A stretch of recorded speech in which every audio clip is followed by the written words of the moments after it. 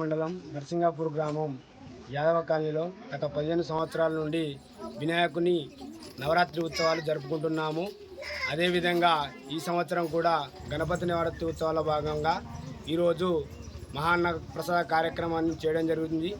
దీనికి మా యొక్క భక్త మండలి సభ్యులు మరియు మా సర్పంచ్ గారు, మా యొక్క గ్రామ పెద్దలు అందరూ కలిసి దీనికి కృషి చేయడం జరిగినది.